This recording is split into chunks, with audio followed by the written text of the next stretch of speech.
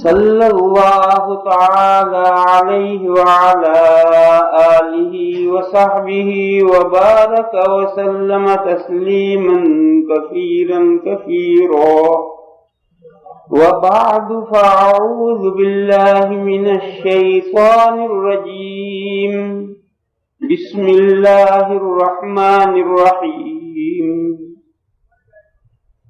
زين للناس حب الشهوات من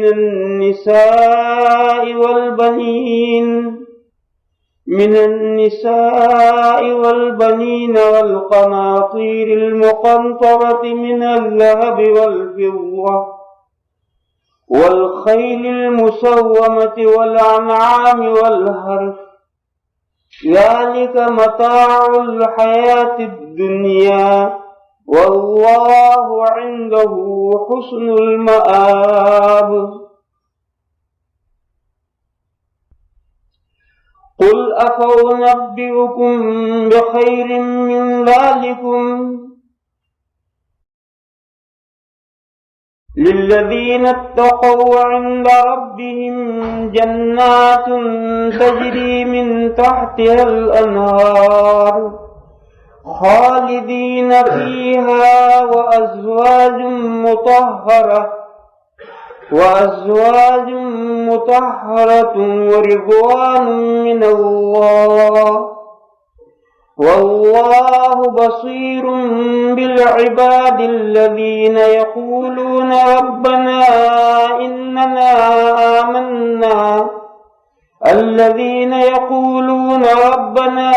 إننا آمنا فاغفر لنا ذنوبنا وقنا عذاب النار الصابرين والصادقين والقانتين والمنفقين والمستغفرين بالأسحار صدق اللہ مولانا العظیم۔ یہ بیچ بیچ میں جو خلا ہے یہ نہیں رہنا چاہیے، سمٹ جانا چاہیے، اس سے برکتیں اور رحمتیں نازل ہوتی ہیں۔ اور یہ میرے جوان بھائی جو دیواروں سے لگے ہوئے ہیں، کیا مجھ سے زیادہ بوڑھے ہیں جو دیواروں سے لگے ہیں؟ ٹھیک ہے، کوئی بوڑھا آدمی اسے اجازت ہے، جو بوڑھے حضرات ہیں ان کو اجازت ہے دیوار سے لگ کے بیٹھیں، لیکن جو میرے جیسے مست ٹنڈے جھوٹے جیسے ہیں وہ کیوں بیٹھے ہیں؟ ان حضرات کو چاہیے کہ آگے تشریف لے آئیں، یہ کوئی اچھا طریقہ نہیں ہے دین کی بات سننے کا۔ جو اتنے معذور جوان ہیں اور اتنے معذور ہیں کہ آگے صحیح نہیں بیٹھ سکتے، وہ اپنا گھر جائے، یا گھر جا کے چارپائی پر آرام سے لیٹیں۔ اگر ان کو دین کی بات رغبت سے نہیں سننی تو گھر جا کر آرام سے لیٹیں۔ ہر چیز کا ایک طریقہ ہوتا ہے، وہ چیز اسی طریقے سے حاصل کی جائے تو ہی حاصل ہے۔ دین کی بات اگر رغبت سے نہیں سنیں گے، توجہ سے نہیں سنیں گے تو فائدہ کیسے ہو؟ یہ بات سمجھنی چاہیے۔ لا الہ الا اللہ وحدہ لا شریک لہ۔ میرے بھائیو، یہ قرآن کریم کی چند آیات ہیں جو آج کی نماز میں پڑھی گئی ہیں اور بالکل آخری رکعت میں پڑھی گئی۔ ان آیات پاک میں اللہ پاک جل شانہ عم نوالہ نے یہ بیان فرمایا ہے کہ لوگوں کے لیے مزین کی گئی ہیں، خوش نما بنائی گئی ہیں۔ زین للناس، کیا چیز خوش نما بنائی گئی ہے؟ پسندیدہ باتوں کی محبت، یہ محبت ان کے لیے خوشنما بنائی گئی۔ حب الشہوات، شہوات پسندیدہ باتیں، دل پسند باتیں، دل پسند باتوں کی محبت لوگوں کے لیے خوشنما بنائی گئی۔ فار ایگزامپل، دل پسند باتیں کیا ہیں؟ عورتیں، من النساء، بیٹے، صرف اولاد نہیں، بیٹے،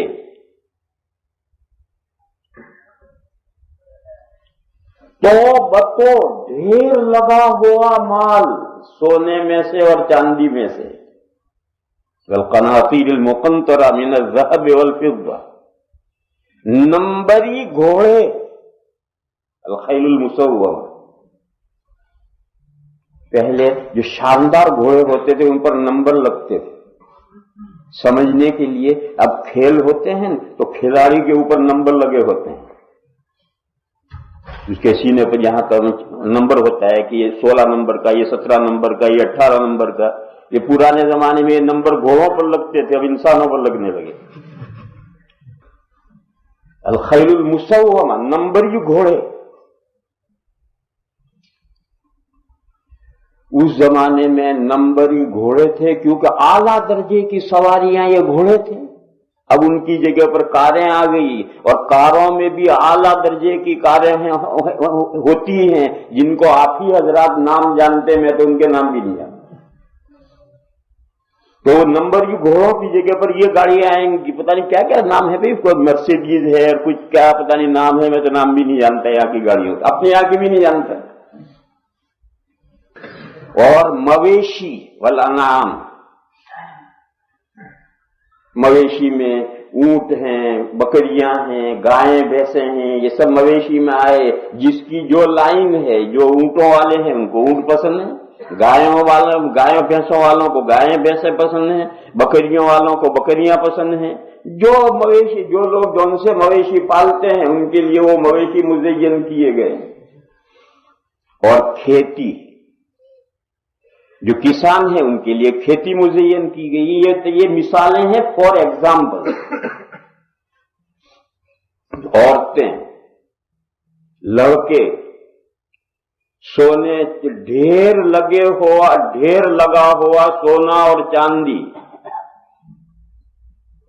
नंबरी घोड़े, मवेशी, खेती, ये सब तफसीर है हुब्बुश शहवात की। दिल पसंद चीजें, शहवात की तफसीर है, दिल पसंद चीजों की ये तफसीर है।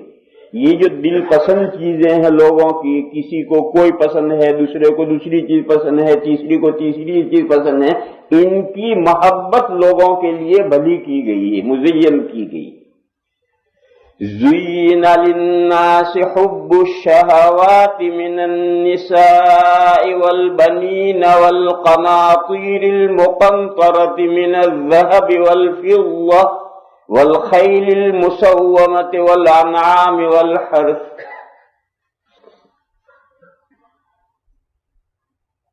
ऐसा क्यों किया गया है? इसमें मसलहत है, अल्लाह की हिकमत है। अल्लाह के हर काम में हिकमत और मसलहत है। वो हिकमत और मसलहत ये है कि अगर ये इन चीजों की मोहब्बत अगर मुज़य्यन नहीं की जाएगी तो इस दुनिया में रहने के लिए कौन तैयार हो? इस दुनिया में कोई रहने के लिए तैयार नहीं हो। मगर अल्लाह ताला ने इस दुनिया को ऐसी शानदार और भली करके मुज़य्यन करके दिखाई है कि कोई आदमी यहां से जाना ही नहीं चाहता। अपनी जिंदगी का एनालाइज करो, एक तरफ जिंदगी में क्या क्या उलझने और परेशानियां और मुसीबतें और आफतें और बलाएं हैं, उनकी एक लिस्ट बनाओ, और एक तरफ अपनी पसंदीदा चीजों की लिस्ट बनाओ, तो इंसान की मरगूबात गालिब रहती हैं उसकी परेशानियों पर, उसकी तकलीफों पर।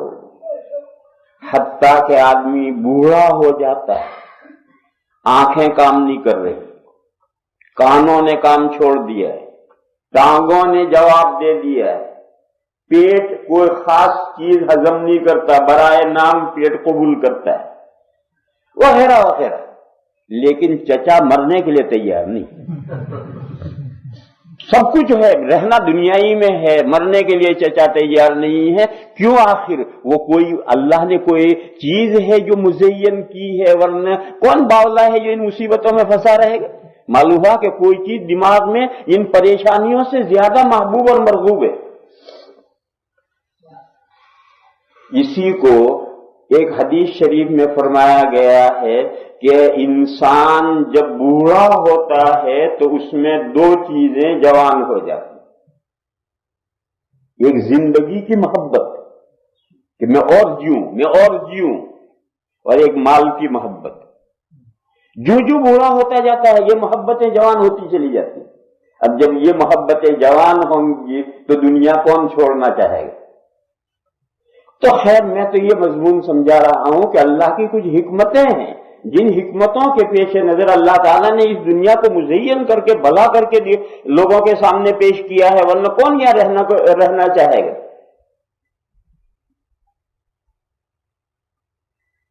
لیکن اللہ تعالیٰ فرماتے ہیں کہ یہ جو بڑی دنیا ہے،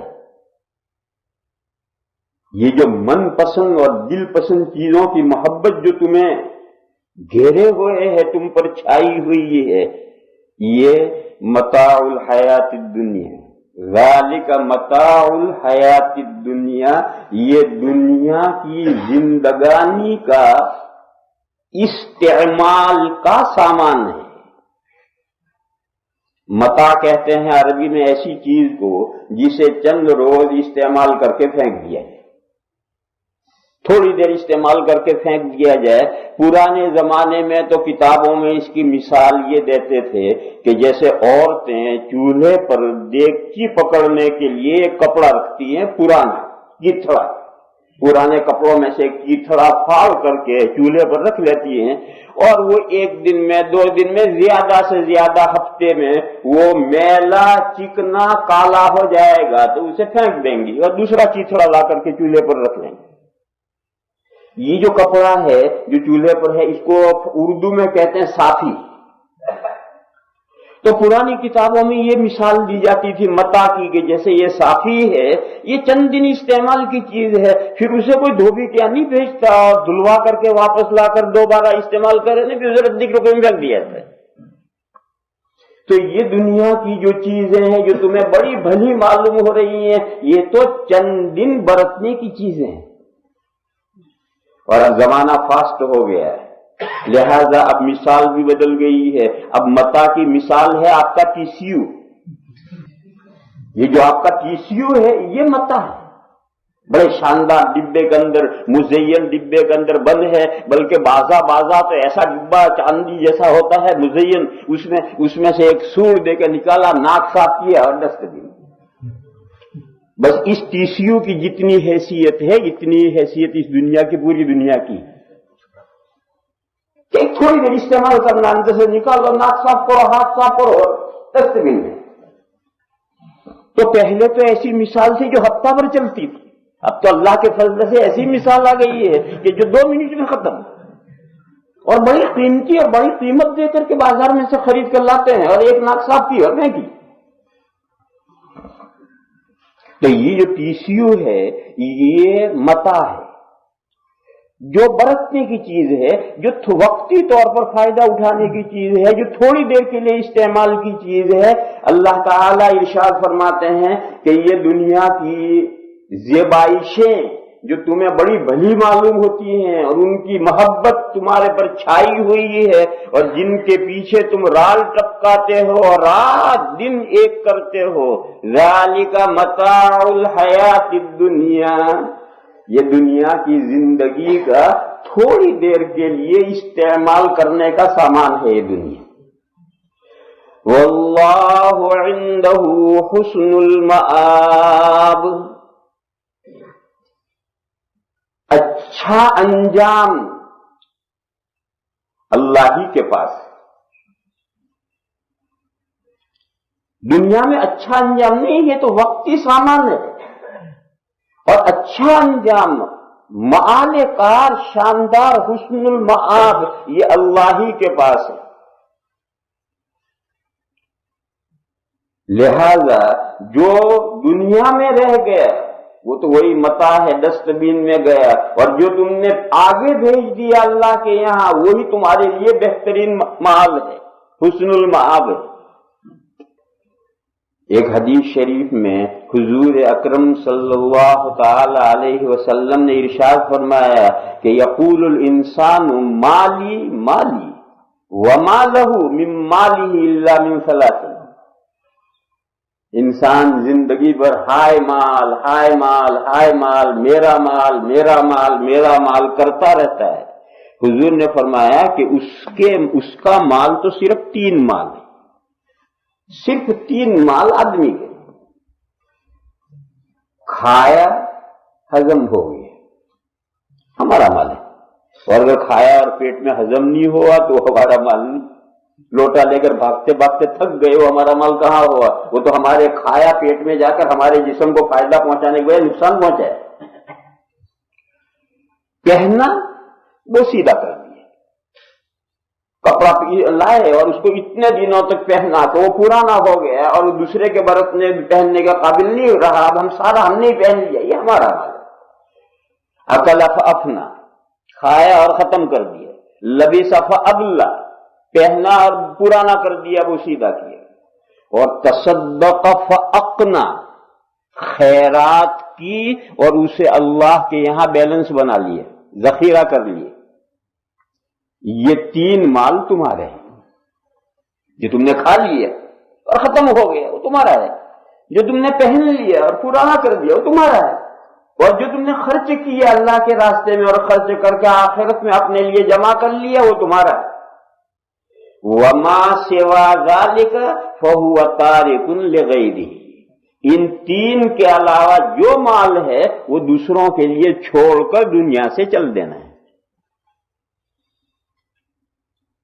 پیچھے کوئی کھانے والا وارث ہے، وارث کے لیے چھوڑیں گے؟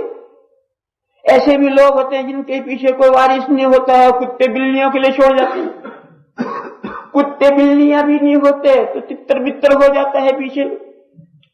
غرض پیچھے چھوڑ کے جانا ہے، کسی نہ کسی اس کو لے کر کوئی نہیں جاتا۔ حدیث شریف میں ہے کہ انسان کا جنازہ جب چلتا ہے تو اس کے ساتھ 3 چیزیں چلتی ہیں، پھر قبر میں پہنچنے کے بعد ایک چیز اس کے ساتھ رہ جاتی ہے، 2 چیزیں واپس آ جاتی ہیں۔ ایک تو اس کا مال اس کے ساتھ چلتا ہے، ایک اس کے خاندان اور رشتہ دار اور آل چلتا ہے، ساتھ میں اولاد وغیرہ چلتے ہیں، رشتہ دار، اور ایک اس کا عمل چلتا ہے۔ یہ 3 جنازے کے ساتھ جاتے ہیں۔ قبر میں دفن کرنے کے بعد عمل تو وہیں رہ جاتا ہے، اور اولاد بھی گھر چلی آئی اور مال بھی گھر چلی آئی، حتیٰ کہ وہ چارپائی بھی واپس آ گئی، جی چارپائی وہ میت کو لے گئے کہ بیچارے کے لیے ایک چارپائی چھوڑ دو، کبھی اس پر لیٹے گا بیٹھے گا نہیں، وہ چارپائی بھی نہیں چھوڑتے، وہ بھی گھر لے آئے، اور سارے رشتہ دار بھی گھر آ گئے، عمل اس کا اس کے ساتھ وہیں رہ گئے۔ تو میرے بھائیوں، جو آگے بھیج دیا گیا ہے، اگر برا عمل بھیجا ہے اللہ کی پناہ، اور اگر اچھا عمل آگے بھیجا ہے، کسی لائن کا اچھا عمل ہو، وہی حسن المآب ہے۔ وہ چند دن کا استعمال کا سامان نہیں ہے، وہ ہمیشہ کے لیے استعمال کا سامان ہے۔ دنیا میں تو جو سامان ہے وہ تو متاع الحیات دنیا ہے، چند دن میں چند تھوڑے وقت میں ختم۔ وہ جو آگے بھیج دیا گیا ہے اپنا عمل اور وہاں بیلنس ہو گیا ہے، وہ صلہ تا ابد پانا ہے، وہ چند دن کے برتنے کا سامان نہیں ہے۔ اسی لیے اللہ تعالی نے اعمال کا اجر اس دنیا میں نہیں رکھا، آخرت میں رکھا۔ اس دنیا میں اعمال کا اجر دیا جائے تو انسان گھاٹے میں رہے گا، مومن گھاٹے میں رہے گا۔ ایک آدمی نے 15 سال کی عمر میں نماز پڑھی، اس کی نماز کا بدلہ اسی دنیا میں دے دیا جائے تو کتنے دن استعمال کرے گا؟ وہ 60 سال کا ہوا، 70 سال کا، 80 سال کا، 90 سال کا، 100 سال کا، مرے گا تو صحیح، تو اس نے 85 سال اپنے نماز کا ثواب استعمال کیا، اور 85 سال کے بعد تو وہ چلا گیا۔ تو کل 50 نماز کا ثواب کل 85 سال ملا، اور جو نماز مرنے سے ایک دن پہلے پڑھی اس کا ثواب اگر اجر اس دنیا میں دے دیا جائے تو ایک ہی دن وہ اجر استعمال کرے گا اور پھر دنیا سے چل دے گا۔ اس لیے اللہ تعالیٰ نے اعمال کا اجر اس دنیا میں رکھا ہی نہیں ہے، تمام اجر جو ہے آخرت میں رکھے ہیں، کیونکہ آخرت میں وہ اجر مل گیا، اب اسے تا ابد ہمیشہ ہمیشہ استعمال کرنا ہے، اب وہ اجر کبھی ختم نہیں ہونا۔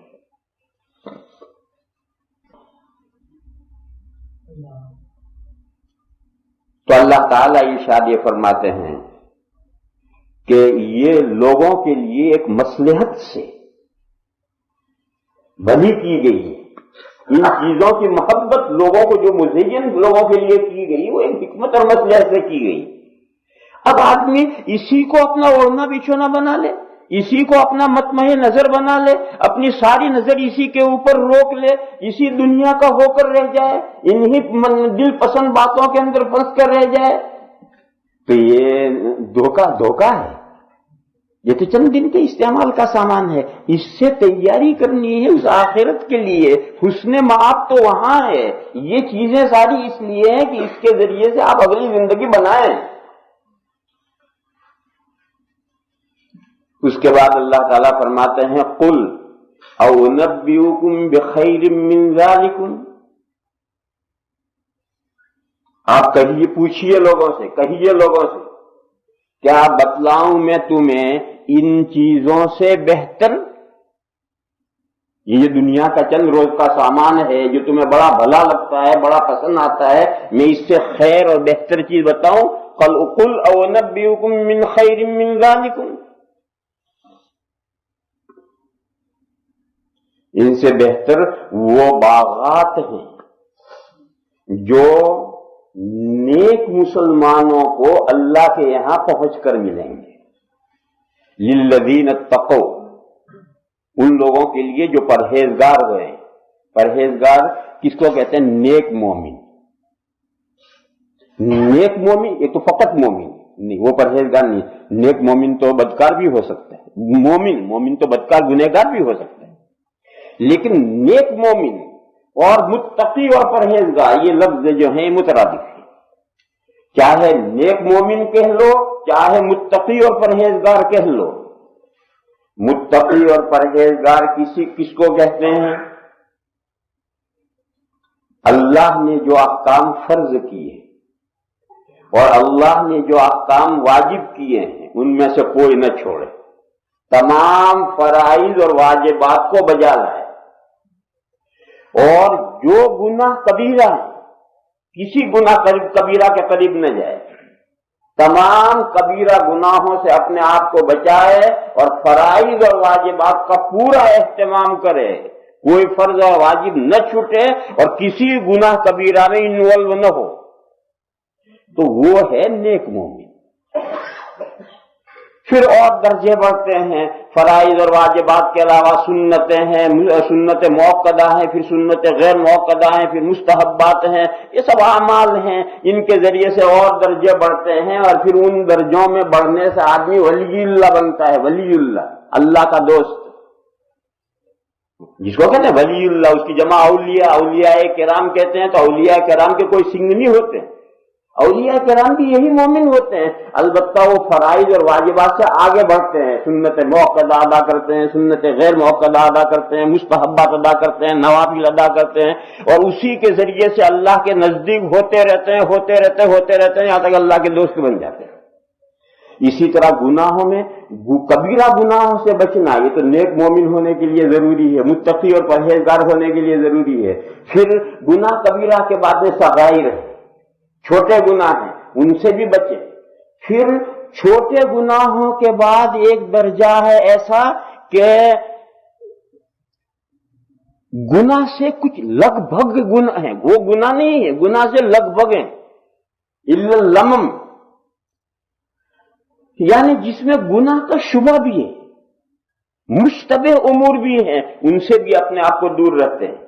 تو جب ان سے کبیرہ سے دور رہا, صغیرہ سے دور رہا, اور صغیرہ سے چھوٹے جو بنائے گناہوں سے مشابہت رکھنے والے ان سے بھی دور رہا, اب ولی اللہ بنتا ہے.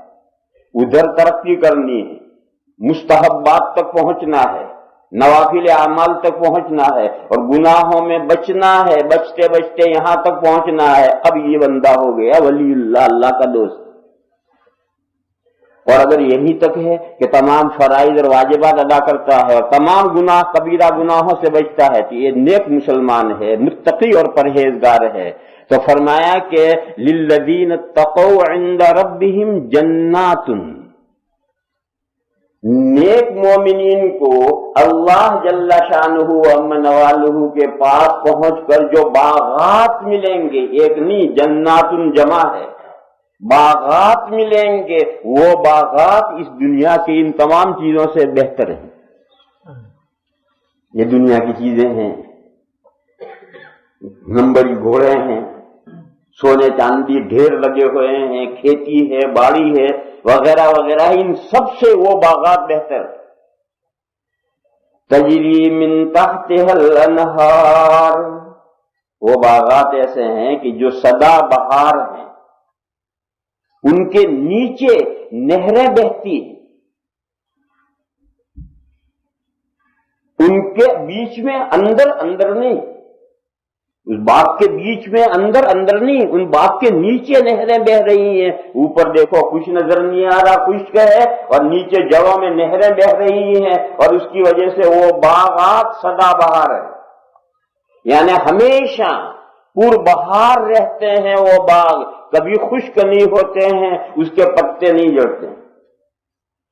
خالدین فیہا، ان باغات میں ہمیشہ ہمیشہ رہنا ہے۔ یہ ایک مستقل نعمت ہے۔ ایک تو باغات، پھر باغات سدا بہار، پھر ان باغات میں ہمیشہ رہنا ہے، ان باغات سے نکلنا نہیں۔ اور وہ جو لسٹ آئی تھی حب الشہوات کی، اس میں جو سب سے پہلے شمار کیا تھا عورتیں، وہ عورتیں جو دنیا میں پسندیدہ قرار دی گئی ہیں، یہ وہاں بھی ملیں گی۔ باقی سب چیزیں نہیں لی، بیٹے، گھوڑے، یہ وہ نہیں، صرف ان کو لیا، عورتوں کو لیا۔ وَأَزْوَاجٌ مُطَهَّرَةٌ، اور بیویاں ملیں گی ایسی جو پاک کی ہوئی ہوں گی۔ دنیا میں جو عورتیں ہیں، ان میں تو طرح طرح کے عیب ہوتے ہیں، طرح طرح کے عیب ہوتے ہیں۔ مہینے میں 5-7 روز تو اس قابل ہو جاتی ہے کہ اللہ میاں نے منع کیا کہ ان کے قریب مت جاؤ، الگ چارپائی میں لیٹو۔ آج ہی آیتیں آئی ہیں وَيَسْأَلُونَكَ عَنِ الْمَحِيضِ، لوگ آپ سے پوچھتے ہیں کہ جب عورت حیض کی حالت میں ہو تو کیا مسائل ہیں؟ قُلْ هُوَ أَذًى، آپ جواب دیجئے کہ یہ جو حیض کی حالت ہے یہ تکلیف دہ ہے۔ عورت اس وقت نارمل حالت میں نہیں رہتی، اس کے لیے یہ حالت تکلیف دہ ہے، وہ عورتیں ہی سمجھ سکتی ہیں، اب آپ کو کیسے سمجھا دوں؟ بہرحال یہ حالت عورتوں کے لیے تکلیف کی حالت ہے، لہذا فَاعْتَزِلُوا النِّسَاءَ فِي الْمَحِيضِ، پس جدا رہو تم عورتوں سے اس حالت میں۔ اب بیوی کے ساتھ نہیں لیٹنا، اب الگ لیٹو۔ صرف فَاعْتَزِلُوا نہیں کہا، یہ پھر اور تاکید کی وَلَا تَقْرَبُوهُنَّ، اور ان کے نزدیک بھی مت جاؤ، حَتَّى يَطْهُرْنَ، یہاں تک کہ وہ پاک ہو جائے۔ تو ڈبل کیا کہ فَاعْتَزِلُوا النِّسَاءَ فِي الْمَحِيضِ، اس حیض کی حالت میں عورتوں سے جدا رہو، وَلَا تَقْرَبُوهُنَّ، اور ان کے نزدیک بھی مت جاؤ یہاں تک کہ وہ پاک ہو۔ کیوں؟ یہ حالت جو ہے، تم تو اپنی اصلی حالت میں ہو، تم اپنی اصلی حالت میں، اور ان کو ایسی حالت ہے جس حالت میں انہیں چھیڑنا ان کے لیے تکلیف کا باعث ہے۔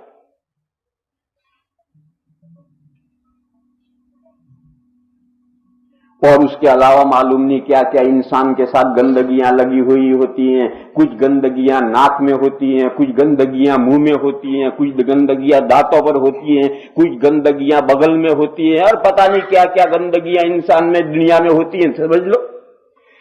لیکن جنت میں جو ازواج ملیں گی، چاہے یہ دنیا والی ملیں، چاہے جنت کی الگ مخلوق بیویاں بن کر کے دی جائیں، وہ مطہرہ ہوں گی، اللہ تعالیٰ نے ان کو پاک صاف کر رکھا ہے۔ وَأَزْوَاجٌ مُطَهَّرَةٌ، ازواج مانے بیویاں، یہ بیویاں یہ جو دنیا کی ہیں، دنیا میں جو بیوی ہے وہ تو ملے گی اگر وہ نیک صالح ہے، مومن ہے اور نیک صالح ہے تو دنیا کی بیوی تو ملے گی۔ دنیا میں کچھ عورتیں ایسی ہیں کہ جن کا کوئی شوہر نہیں ہو، اور دنیا میں کچھ مرد بھی ایسے ہیں کہ پوری زندگی میں ان کو کوئی بیوی نہیں تھی۔ تو ایسی عورتیں اور ایسے مردوں کے وہاں نکاح ہوں گے. جس کی بیوی دنیا میں ہے 1 2 3 جو بھی اس کی دنیا میں وہ تو ملیں گی, لیکن جس نے دنیا میں نکاح نہیں کیا اس کو کیا ملے گا؟ اس کو بھی دنیا کی عورتیں ملیں گی. کیوں؟ عورتیں بھی تو ایسی دنیا میں گزری ہیں کہ جنہوں کا نکاح نہیں ہوا, شوہر نہیں, تو ایسی عورتوں کا ایسے شوہروں کے ساتھ وہاں نکاح ہو.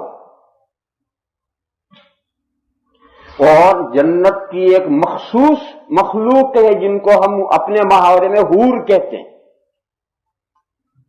باقی جنت کی ہر عورت حور ہے. حور یہ عربی لفظ ہے, ہم تو چونکہ اردو جانتے ہیں اس لیے ہم اس لفظ کو جانتے نہیں ہیں. باقی حور کے معنی ہیں گوری عورت, جمع ہے حور, جمع ہے حوراء کی, اور حوراء وہ ہر اس عورت کو کہتے ہیں جو گوری ہو. یہ گوری ہے نہیں کہ تم سمجھو گے یہ تو ان کے ساتھ لفظ لگ گیا گوری ہے, نہیں, وہ واقعتاً گوری ہونی چاہیے, خوبصورت ہونی چاہیے. تو یہ جو دنیا کی عورتیں ہیں یہ بھی سب وہاں حوریں بنیں گی. یہ دنیا کی جو بیویاں ہماری ہیں یہ بھی وہاں حوریں بنیں گی. اور وہ جنت کی جو عورتیں ہیں وہ تو حوریں ہیں ہی, بلکہ ان جنت کی حوروں کی سردار یہ دنیا کی عورت ہوگی. کیوں؟ وہ جنت کے مخلوق ہیں اور یہ ایمان اور عمل کی برکت سے جنت میں گئی. یہ ویسے مفت نہیں گئی جنت میں, یہ تو ایمان اور رات دن محنتیں کر کے ایمان کی برکت سے اور عمل کی برکت سے جنت میں گئی ہے. لہذا اس کا مقام وہاں سردار کا ہوگا. یہاں لوگ ایک مسئلہ پوچھا کرتے ہیں کہ ایک شخص کی بیوی تھی, پھر شخص کا انتقال ہو اور بیوی کا دوسری جگہ نکاح ہو, پھر اتفاقاً دوسرے کا بھی شوہر کا انتقال ہو گیا, پھر بیوی کا تیسری جگہ نکاح ہو گیا. یہ بیوی کس کو ملے گی دنیا میں جس کے 3 شوہر تھے؟ یہ لوگ ایک سوال کرتے ہیں. آپ حضرات بھی سوچتے ہوں گے کہ تقریر کے بعد مولانا صاحب سے پوچھیں گے, تو میں ابھی کیوں نہ بتا دوں؟ لا الہ الا اللہ. اس کا جواب یہ ہے کہ معلوم نہیں. اور اس سے جواب ہے, بہت معقول جواب ہے, اور اسے سمجھو اور اپنا مائنڈ اور ذہن بناؤ. آئندہ دنیا میں جو معاملات پیش آنے ہیں, مرنے کے بعد آخرت میں جو معاملات پیش آتے ہیں, آنے والے ہیں, ان میں سے ہم انہی سوالوں کے جواب دے سکتے ہیں جن کا تذکرہ قرآن و حدیث میں آیا ہے. اور جن کا تذکرہ قرآن و حدیث میں نہیں آیا اس کا جواب ہم نہیں دے سکتے ہیں. آخرت کے معاملات میں عقل کا گھوڑا نہیں دوڑتا. عقل کا گھوڑا تو ہم اس دنیا میں دوڑ لیتے ہیں, لیکن آؤٹ آف نیچر جو دنیا ہے اس دنیا کے معاملات میں قیاس کا گھوڑا نہیں دوڑتا. عقل سے کوئی بات نہیں بتائی جا سکتی. نصوص میں یعنی قرآن و حدیث میں اگر کوئی بات آئی ہے, چاہے کلیئر آئی ہو چاہے کوئی اشارہ آیا ہو, تو ہم بتا سکتے ہیں, اس کے بغیر نہیں بتا سکتے. یہ مسئلہ قرآن کریم میں یا کسی حدیث میں واضح طور پر بھی نہیں آیا, اشارتاً بھی نہیں آیا کہ یہ عورت جو ہے یہ کو پہلے شوہر کو ملے گی, دوسرے کو ملے گی, تیسرے کو ملے گی, معلوم نہیں. یہ مسئلے وہیں طے ہوں گے. کوئی ضروری نہیں کہ سارے مسئلے یہی طے کر لیں. لہذا یہ جواب کہ معلوم نہیں, یہ ایک جواب ہے اور بہت اہم جواب ہے. اور ایسی جگہوں پر انسان کو اپنی عقل روکنی چاہیے, کیونکہ آنے والی دنیا کی ساری باتیں یہاں کون جانتا ہے اور کون بتا سکتا ہے؟ کوئی نہیں جانتا اور کوئی نہیں بتا سکتا. قرآن اور حدیث میں جتنا آیا ہے اتنا بتائیں گے. آگے قصہ ختم. شیخ سعدی رحمت اللہ علیہ ایک بہت بڑے مولانا ہیں, انہوں نے یہ بات فرمائی ہے ایک مضمون بیان کرتے ہوئے کہ نہر جائے کہ مرکب تواں تاختن, نہر جائے کہ مرکب تواں تاختن, کہ جاہا باید سپر انداختن. ہر جگہ گھوڑا نہیں دوڑانا چاہیے. بعض جگہیں ایسی ہیں وہاں تلوار اور ڈھال رکھ دینا چاہیے, سرنڈر ہو جانا چاہیے. وہ اسی علمی مضمون کے سلسلے میں یہ شعر بوستان میں ہے، اس کا مطلب یہ کہ آخرت کے جو معاملات ہیں جتنے قرآن و حدیث میں بتائے گئے ہیں بس اتنے معلوم ہیں، باقی جو نہیں واضح کیے گئے یہ سمجھو یہ معلوم نہیں، وہیں جا کے پتہ چلے گا، جب پردے کھلیں گے پتہ چلے گا۔ غرض یہ مسئلہ قرآن و حدیث میں نہیں آیا، اور آپ اگر کتابوں میں کچھ پڑھیں گے تو وہ لوگوں کی باتیں صحیح بھی ہو سکتی ہیں اور صحیح نہیں بھی ہو سکتی۔ مثلا کسی نے یہ کہا کہ جو آخری شوہر ہے اسے بیوی ملے گی، وہ عورت آخری شوہر کو ملے گی۔ کیوں؟ پہلا شوہر جب مر گیا تو نکاح ٹوٹ گیا، دوسرا جب مر گیا تو اس کا بھی نکاح ٹوٹ گیا، جبھی تو اگلے سے نکاح ہو رہا ہے، جب وہ پہلا نکاح ختم ہوا جبھی تو اگلا نکاح ہو رہا ہے، دوسرے بھی مر گیا تو وہ نکاح بھی ختم ہوا، آخری تیسرے سے نکاح ہوا، لہذا جو آخری شوہر اس کے نکاح میں وہ بیوی ہے، لہذا اسی کو ملے گی۔ یہ بعض کتابوں میں لکھا ہے، یہ وہی سب قیاسی بات، ورنہ جو تیسرا بھی شوہر مرے گا وہ مرے گا تو بھی نکاح ٹوٹ گئے۔ اگر پہلے کو وہ نہیں ملی دوسرے کو وہ نہیں ملی، کیوں نہیں ملی کہ نکاح ٹوٹ گیا، تو تیسرا بھی تو کبھی نہ کبھی مرے گا، یا تو بیوی مرے گی یا شوہر مرے گا، میاں بیوی میں سے کوئی بھی مرے نکاح ختم ہو جاتا ہے۔ بیوی مرے تو بھی نکاح ختم ہو جاتا ہے، شوہر مرے تو بھی نکاح ختم ہو جاتا ہے۔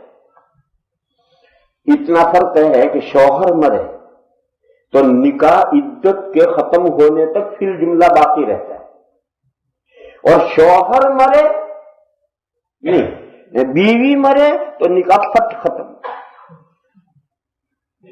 بیوی کا انتقال ہو گیا۔ اب شوہر اس کو ہاتھ نہیں لگا سکتا بیوی کو، کوئی نہلانے والا نہ ہو تو شوہر بیوی کو نہلا نہیں سکتا۔ کیوں؟ بیوی کا انتقال ہو گیا، نکاح ختم۔ بس اتنی گنجائش ہے کہ ہاتھ لگائے بغیر بیوی کا چہرہ دیکھ سکتا ہے، کتنی گنجائش ہے۔ بیوی کا انتقال ہوگا، جنازہ تیار ہو جائے تو جا کے ایک نظر بیوی کا چہرہ دیکھ سکتا ہے، ہاتھ نہیں لگا سکتا۔ یہاں تو غیر محرم کو بیوی کا چہرہ دیکھتے ہیں، یہ غلط ہے، حضرت مولانا فرما رہے ہیں، اور یہ مصیبت ہمارے دیوبند میں بھی یہی نہیں ہے، بہت جگہ وہ یہ ہے کہ عورت کا چہرہ تو ہمارے یہاں کیا ہو رہا مجھے نہیں معلوم، دیوبند میں عورت کا انتقال ہوگا تو اس کا چہرہ تو کوئی اس کے اجنبی نہیں دیکھے گا، جو اس کے رشتہ دار ہیں، بیٹے ہیں، بھائی ہیں، وہ دیکھیں گے یا عورتیں دیکھیں گے۔ لیکن مرد میں یہ مصیبت ہے کہ محلے میں کوئی مرد مر جائے گا تو اس کا چہرہ سارے محلے کے مرد بھی دیکھیں گے اور سارے محلے کی عورتیں بھی دیکھیں گے۔ یہ غلط ہے۔ پردہ زندگی میں ہے، مرنے کے بعد بھی پردہ زندگی میں ہے، مرنے کے بعد بھی ہے۔ ایک موقع پر حضور اکرم صلی اللہ تعالی علیہ وسلم نے ایک صحابی سے فرمایا تھا، لا تنظر الی فخذ حی ولا میت، نہ دیکھ تو کسی زندہ کی ران اور نہ کسی مردے کی ران۔ جیسے زندہ کی ران دیکھنا جائز نہیں ہے، مردے کی ران دیکھنا بھی جائز نہیں، معلوم مرنے کے بعد بھی یہ احکام۔ اسی لیے جب میت کو نہلاتے ہیں تو ناف سے لے کر گھٹنے تک کوئی موٹا کپڑا ڈال کر کے پردہ کر کے پھر نہلاتے ہیں۔ لہذا اجنبی مرد کا چہرہ دیکھنا جیسے زندگی میں جائز نہیں ہے، مرنے کے بعد بھی جائز نہیں، اور اجنبی عورت کا چہرہ دیکھنا جیسے زندگی میں جائز نہیں، مرنے کے بعد بھی جائز نہیں۔ اس لیے یہ طریقہ غلط ہے کہ مرد کا جنازہ ہوا تو اب سارے محلے کی سبھی مرد آ کر منہ دیکھ رہے ہیں اور ساری عورتیں آ کر منہ دیکھ رہی ہیں، غلط، شرعاً ناجائز۔ ہاں، جو اس کی وہ عورتیں جس کی بیوی ہو، اس کی ماں ہو، بہنیں ہو، وہ مرد کا چہرہ دیکھیں، جو اس کے رشتہ محرم ہے وہ چہرہ دیکھیں، اور اجنبی عورتیں نہیں دیکھ سکتی۔ اور عورت کا جنازہ ہے تو اس کے جو مرد محرم ہے وہی اس کا چہرہ دیکھیں گے، دوسرے نہیں دیکھ سکتے۔ تو میں یہ کہہ رہا تھا کہ انتقال کے بعد شوہر کو اتنی تو گنجائش ہے کہ وہ بیوی کا چہرہ دیکھ لے، بس ہاتھ نہیں لگا سکتا۔ کیوں؟ نکاح ختم۔ اور آدمی کے نکاح میں 4 بیویاں ہوں تو 5ویں نہیں کر سکتا، 4 ہی ہو سکتی ہیں، 5ویں نہیں ہو کر سکتا۔ اور ان 4 میں سے ایک کا انتقال ہو گیا وہ فوراً 4تھی کر سکتا ہے، وہ 4تھی کہلائے گی، 5ویں نہیں کہلائے گی، کیونکہ یہ جو مر گئی ہے تو نکاح سے نکل گئی۔ لیکن شوہر مرتا ہے تو بیوی کا نکاح فوراً ختم نہیں ہوتا، بلکہ بیوی کی عدت پوری ہوگی وہاں تک نکاح فی الجملہ باقی رہتا ہے۔ چنانچہ اگر کوئی نہلانے والا نہ ہو تو بیوی اپنے شوہر کو نہلا سکتی ہے۔ اگر کوئی نہلانے والا نہ ہو تو بیوی اپنے شوہر کو نہلا سکتی ہے، ابھی نکاح باقی ہے، وہ شوہر ہے، اسے ہاتھ لگا سکتی ہے، اسے دیکھ سکتی ہے۔ تو غرض یہ احکام ہے۔ تو اگر یہ جو کتابوں میں لکھا ہے اللہ جانے صحیح اللہ جانے، وہ یہ لکھا ہے کہ جو آخری شوہر ہے اس کو وہ بیوی ملے گی۔ دوسری بات کتابوں میں یہ لکھی ہے کہ قیامت کے دن عورت کو اختیار دیا جائے گا کہ تیرے یہ 3 شوہر ہیں، تو کس کے ساتھ رہنا چاہتی ہے؟ وہ جس کو پسند کر۔ یہ بھی بات لکھی ہے بات، کوئی دلیل کچھ نہیں اس کی۔ تیسری بات کتابوں میں یہ لکھی ہے کہ ان 3 شوہروں میں جس کا اخلاقی برتاؤ اس عورت کے ساتھ اچھا ہوگا وہ عورت اس کو ملے گی۔ جس کا اخلاقی برتاؤ اچھا رہا ہوگا 3 میں، یہ بیوی اسے ملے گی۔ یہ سب باتیں ہیں، لوگوں نے یہ باتیں فرمائی ہیں، باقی قرآن و حدیث میں یہ مسئلہ نہ صراحتاً آیا ہے نہ اشارتاً آیا ہے، لہذا صحیح جواب یہ ہے کہ معلوم نہیں کہ یہ عورت 3 شوہروں میں سے کس کو ملے گی، معلوم نہیں، یہ آخرت میں پتہ چلے گا۔ کوئی ضروری نہیں ہے کہ سارے مسئلے یہیں طے کر دیے جائیں۔ اس دنیا میں وہی مسئلے طے کیے جاتے ہیں جو انسان کے دین اور عمل سے تعلق رکھتے ہیں، وہ مسئلے طے ہیں۔ کیوں عمل کرنا ہے، طے ہوئے بغیر کیسے عمل کریں گے؟ لیکن جن کی باتوں کا تعلق عمل کے ساتھ نہیں ہے وہ کوئی اس دنیا میں طے کرنے ضروری نہیں ہے، وہ دنیا دوسری آ رہی ہے، وہ طے ہوتے رہیں گے۔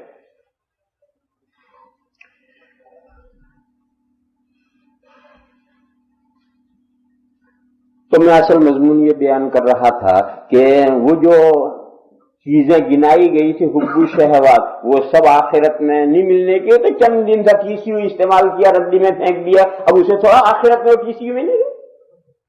تو وہ سب چیزیں کھیتیاں ہیں، مویشی ہیں، نمبری گھوڑے ہیں، تو بتو ڈھیر لگے ہوئے، سونے کے ڈھیر ہیں، چاندی کے ڈھیر ہیں، یہ سب کچھ نہیں۔ ہاں، سب سے پہلے جو نساء ہے بھی عورتیں ہیں جو مزین کی گئی ہیں، یہ عورتیں آخرت میں ملیں گی اور بڑی ستھری کر کے ملیں گی۔ اللہ تعالیٰ انہیں پاکیزہ بنائیں گے، اور جسے اللہ پاکیزہ بنائے اس کی پاکیزگی کا کیا کہا جاتا ہے؟ تو فرمایا کہ یہ بیویاں تو ملیں گی، وازواج مطہرۃ، اور یہ خاص بات ملے گی، ورضوان من اللہ، اور اللہ کی خوشنودی۔ دیکھو اس دنیا میں تو اللہ کے فضل سے ہم مومن ہیں اور کوشش بھی کرتے ہیں کہ ہماری پوری زندگی نیک صالح پرہیزگاری کی زندگی ہو، لیکن دل دھڑکتا رہتا ہے اللہ جانے ہمارا انجام کیا ہوگا۔ اگر ہمارا ایمان پر اور عمل صالح پر خاتمہ ہوا تو اللہ خوش ہوں گے، اور اگر مرنے سے پہلے احوال بگڑ گئے تو العیاذ باللہ العیاذ باللہ العیاذ باللہ۔ حدیث شریف میں ہے کہ ایک آدمی چلتا ہے پوری زندگی جنت والے کام کرتا رہتا ہے، جب جنت ایک ہاتھ رہ جاتی ہے تو اس کی شوم میں قسمت غالب آتی ہے، اس کی بدبختی غالب آتی ہے، اور وہ اپنا ایمان کھو بیٹھتا ہے، کفر کے راستے پر پڑ جاتا ہے اور کافر ہو کر مرتا ہے اور جہنم میں پہنچ جاتا ہے۔ اور ایسا بھی ہوتا ہے کہ زندگی پر جہنم کے راستے پر چلتا رہتا ہے، چلتے چلتے جب جہنم ایک ہاتھ رہ جاتی ہے تو نیک بختی غالب آتی ہے، اللہ تعالیٰ توفیق دیتے ہیں، وہ ایمان لے آتا ہے اور اچھے احوال پر اس کی موت آتی، جنت میں پہنچ جاتے ہیں۔ اس لیے ہمارا آخری انجام کیا ہوگا وہ اللہ ہی بہتر جانتے ہیں۔ جس دنیا میں دھڑکا لگا ہوا ہے اللہ کیا ہے کیا ہے، اسی لیے ہمیشہ سب سے بڑی دعا یہی کرتے ہیں کہ اللہ ایمان پر خاتمہ۔ لیکن جس کا ایمان پر خاتمہ ہوا اور آخرت میں وہ ان باغات میں پہنچ گیا، اب اللہ اس سے خوش ہو گئے، اور ایسے خوش ہوئے کہ اب آگے تا ابد ناراضگی کا سوال نہیں۔ یہ چیزیں آخرت میں ملیں گی، یہ جو آخرت میں چیزیں ملیں گی یہ دنیا کی چیزوں سے بہتر ہے۔ قل أنبئكم بخير من ذلكم للذين اتقوا عند ربهم جنات تجري من تحتها الأنهار خالدين فيها وأزواج مطهرة ورضوان من الله. یہ چار چیزیں جو ملیں گی وہ اس سے بہتر ہے. کن کو ملیں گی؟ یہ آخرت کی جو چار چیزیں کن کو ملے گی؟ جن بندوں کو ملیں گی ان بندوں کو اللہ ابھی سے جانتے ہیں. واللہ بصیر بالعباد. ان بندوں کو اللہ تعالیٰ خوب جانتے ہیں جن کو یہ چار چیز. واللہ بصیر بالعباد الذین یقولون ربنا اننا آمنا فاغفر لنا ذنوبنا وقنا عذاب النار. فرمایا اللہ تعالیٰ خوب جاننے والے ہیں ان بندوں کو جو بندے کہتے ہیں کہ اے ہمارے مولا، اے ہمارے پروردگار، بے شک ہم ایمان لائے، لہذا ہمارے گناہوں کو